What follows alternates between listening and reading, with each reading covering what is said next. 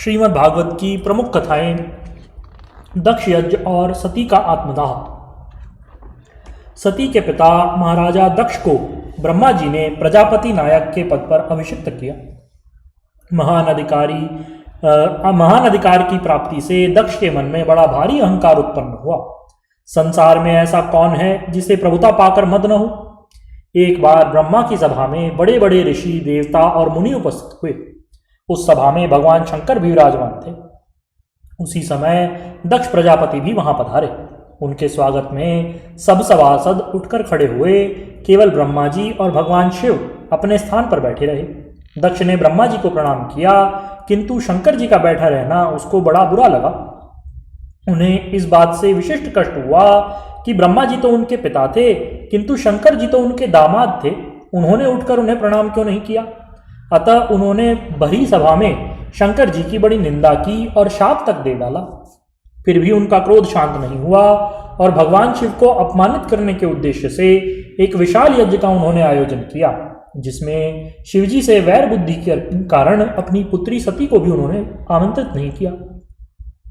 आकाश मार्ग से विमानों में बैठकर सब देवताओं, विद्याधरों और किन्नरियों को जाते हुए देख करके सती ने भगवान शंकर से पूछा कि हे भगवान, ये लोग कहाँ जा रहे हैं। भगवान शिव ने कहा कि तुम्हारे पिता ने बहुत बड़े यज्ञ का आयोजन किया है, ये लोग उसी में सम्मिलित होने के लिए जा रहे हैं। सती जी बोली, प्रभु, पिताजी के यहाँ यज्ञ हो रहा है तो उसमें मेरी अन्य बहनें भी अवश्य ही पधारेंगी। माता पिता से मिले हुए भी मुझे बहुत समय बीत गया है। यदि आपकी आज्ञा हो तो हम दोनों को भी वहीं चलना चाहिए। यह ठीक है कि उन्होंने हमें निमंत्रण नहीं दिया है, किंतु माता पिता और गुरु के घर बिना बुलाए जाने में भी कोई दोष नहीं। शिव जी बोले कि इसमें संदेह नहीं कि माता पिता तथा गुरुजनों आदि के यहाँ बिना बुलाए भी जाया जा सकता है, परंतु जहाँ कोई विरोध मानता हो वहां जाने से कदापि कल्याण नहीं होता। इसलिए तुम्हें भी वहां जाने का विचार त्याग देना चाहिए। भगवान शंकर के समझाने पर भी सती जी नहीं मानी और आंखों में आंसू भर करके रोने लगी। तदनंतर भगवान शिव ने अपने प्रमुख गणों के साथ उन्हें विदा किया। दक्ष यज्ञ में पहुंचने पर सती को वहां भगवान शिव का कोई भाग दिखलाई नहीं दिया। दक्ष ने भी सती का कोई सत्कार नहीं किया। उनकी बहनों ने भी उन्हें देख करके व्यंग्यपूर्वक मुस्कुरा दिया। केवल उनकी माता बड़े प्रेम से मिली। भगवान शिव का ऐसा अपमान देख करके सती को बड़ा क्रोध हुआ। उन्होंने दक्ष से कहा कि पिताजी, जिन भगवान शिव का 2 अक्षरों का नाम बातचीत के प्रसंग में अनायास जिह्वा पर आ जाने पर भी नाम लेने वाले के समस्त पापों का विनाश हो जाता है, आप ऐसे भगवान शिव से द्वेष कर रहे हैं। अतः आपके अंग के संसर्ग से उत्पन्न इस शरीर को मैं तत्काल त्याग दूंगी, क्योंकि यह मेरे लिए कलंक रूप है। ऐसा कहकर सती ने भगवान शिव का ध्यान करके अपने शरीर को योगाग्नि में भस्म कर दिया। सती का यह दिव्य पति प्रेम आज भी भारतीय नारियों के लिए महान आदर्श है। दक्ष यज्ञ विध्वंस और उसकी पूर्ति। सती की मृत्यु का समाचार सुनकर के भगवान शंकर ने अत्यंत क्रोधित होकर के अपनी एक जटा उखाड़ी और अट्टहास करते हुए उसे पृथ्वी पर पटक दिया। उससे तत्काल एक बड़ा भारी लंबा चौड़ा पुरुष उत्पन्न हुआ। उसका शरीर इतना विशाल था कि वह स्वर्ग को स्पर्श कर रहा था। उसके गले में नरमुंडों की माला और हाथों में तरह तरह के अस्त्र थे। भगवान भूतनाथ ने उनसे कहा कि वीरभद्र, तू मेरा अंश है, इसलिए मेरे पार्षदों का सेनानायक बनकर के जा और दक्ष के साथ उसके यज्ञ को भी नष्ट कर दे। भगवान शंकर की इस आज्ञा को पाकर के वीरभद्र भयंकर सिंहनाद करते हुए दक्ष के यज्ञ मंडप की ओर दौड़े। भगवान के और भी अनेकों गण हाथों में त्रिशूल तथा अन्य अस्त्र शस्त्र लेकर के उनके पीछे पीछे चले। दक्ष की यज्ञशाला में पहुंच करके रुद्रगणों ने यज्ञशाला को नष्ट भ्रष्ट कर दिया। वीरभद्र ने दक्ष को बांध लिया, मणिमान ने भृगु को, चंडीश ने पूषा को और नंदीश्वर ने भग देवता को पकड़ लिया। भगवान शंकर के पार्षदों की भयंकर विनाश लीला को देख करके तथा उनकी मार से तंग आकर के वहां के ऋत्विज सदस्य और देवता भाग गए। वीरभद्र ने भृगु जी की दाढ़ी मूछें नोच ली, क्योंकि इन्होंने प्रजापतियों की सभा में मूछें ऐंठते हुए महादेव जी का उपहास किया था।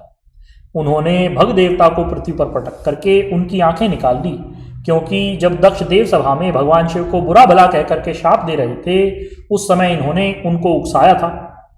उन्होंने पूषा के दांत तोड़ दिए, क्योंकि जब दक्ष ने महादेव जी को गालियां दी थी उस समय वह दांत दिखा करके हंस रहे थे। वीरभद्र ने यज्ञ मंडप में दक्ष रूप यजमान पशु का सिर धड़ से अलग कर दिया और उसके सिर को यज्ञ कुंड में डाल दिया। ऐसा देख करके भूत प्रेत पिशाच आदि वीरभद्र के इस कर्म की प्रशंसा करने लगे और दक्ष के दल में हाहाकार मच गया। दक्ष यज्ञ को विनष्ट करके वीरभद्र कैलाश को लौट गए।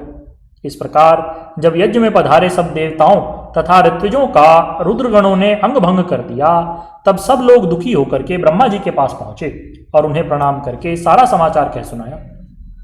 ब्रह्मा जी एवं भगवान विष्णु इस घटना को जानते थे, इसलिए वे दक्ष के यज्ञ में गए ही नहीं थे। ब्रह्मा जी सबको लेकर के भगवान शंकर की शरण में गए और उनकी स्तुति करते हुए बोले कि भगवान, आप ही संपूर्ण यज्ञों के स्वामी हैं तथा उन्हें पूर्ण करने वाले भी आप ही हैं। दक्ष तथा उसके बुद्धिहीन याजकों ने यज्ञ में आपका भाग न दे करके आपका अपमान किया, इसके कारण इनका यज्ञ विध्वंस हो गया। प्रभो, आप ऐसी कृपा करें कि यजमान दक्ष पुनः जी उठें और उनका यज्ञ पूरा हो जाए। इस पर महादेव जी ने कहा कि ब्रह्मा जी, दक्ष जैसे बालकों के अपराध की न तो मैं चर्चा करता हूं और न उसे याद ही करता हूं। आप लोगों ने यज्ञ में मेरा भाग निश्चित किया है, अतः दक्ष को बकरे का सिर लगा दिया जाएगा। भग मित्रदेव की आंखों से अपना यज्ञ भाग देखें, पूषा यजमान के दांतों से भक्षण करें एवं सब देवताओं के अंग ठीक हो जाएं और यह यज्ञ अब निर्विघ्न समाप्त हो। ऐसे भगवान शिव की कृपा से दक्ष का यज्ञ पुनः संपन्न हुआ। भक्त श्रेष्ठ ध्रुव की कथा। महाराज उत्तानपाद की 2 रानियां थीं। उनकी बड़ी रानी का नाम सुनीति और छोटी का नाम सुरुचि था। सुनीति से ध्रुव और सुरुचि से उत्तम नाम का पुत्र उत्पन्न हुआ। महाराज उत्तानपाद अपनी छोटी रानी सुरुचि से अधिक प्रेम करते थे। सुनीति प्रायः उपेक्षित थी, इसलिए वह संसारिकता से विरक्त होकर के अपना अधिकाधिक समय भगवान के भजन पूजन में ही व्यतीत करती थी। एक दिन बड़ी रानी के पुत्र ध्रुव अपने पिता महाराज उत्तानपाद की गोद में बैठ गए। सुरुचि ने उन्हें खींच करके बलात् वहां से उतारा और फटकारते हुए कहा कि ये गोद और राजा का सिंहासन दोनों मेरे पुत्र उत्तम के ही हैं। तुम्हें ये पद प्राप्त करने के लिए भगवान की आराधना करके मेरे गर्भ से उत्पन्न होना होगा। ध्रुव सुरुचि के इस दुर्व्यवहार से अत्यंत दुखी होकर के रोते हुए अपनी माँ सुनीति के पास आए। अपनी सौत के व्यवहार के विषय में जान करके सुनीति के मन में भी अत्यधिक पीड़ा हुई। उन्होंने ध्रुव को समझाते हुए कहा कि पुत्र, तुम्हारी विमाता ने क्रोध के आवेश में भी ठीक ही कहा है। भगवान ही तुम्हें पिता का सिंहासन अथवा उससे भी श्रेष्ठ पद देने में समर्थ हैं, अतः तुम्हें उन्हीं की आराधना करनी चाहिए। माता के वचनों पर विश्वास करके मात्र 5 वर्ष के बालक ध्रुव वन की ओर चल पड़े। मार्ग में उन्हें देवर्षि नारद मिले। उन्होंने ध्रुव को अनेक प्रकार से समझा करके घर लौटाने का प्रयास किया, किंतु वे उन्हें लौटाने में असफल रहे। अंत में उन्होंने ध्रुव को 12 अक्षर मंत्र ओम नमो भगवते वासुदेवाय की दीक्षा देकर के यमुना तट पर अवस्थित मधुवन में जाकर के तप करने का निर्देश दिया। ध्रुव देव ऋषि को प्रणाम करके मधुवन पहुंचे।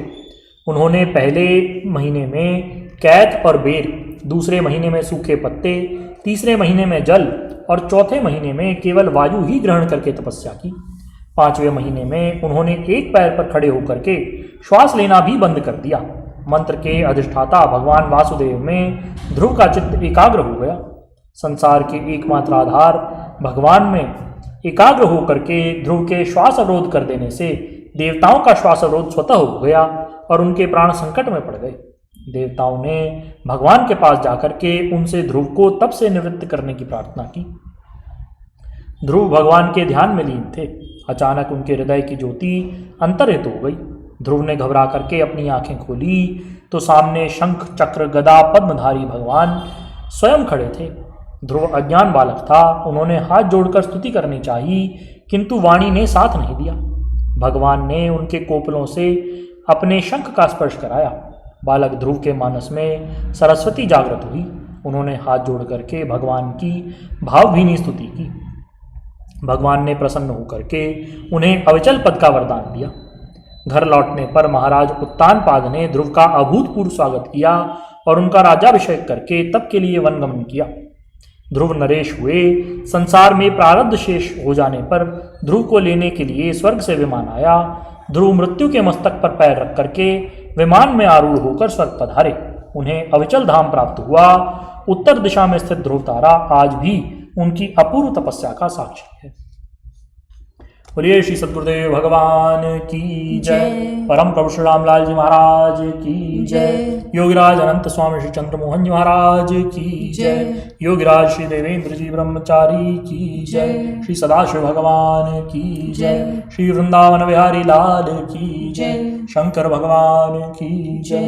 हर हर महादेव।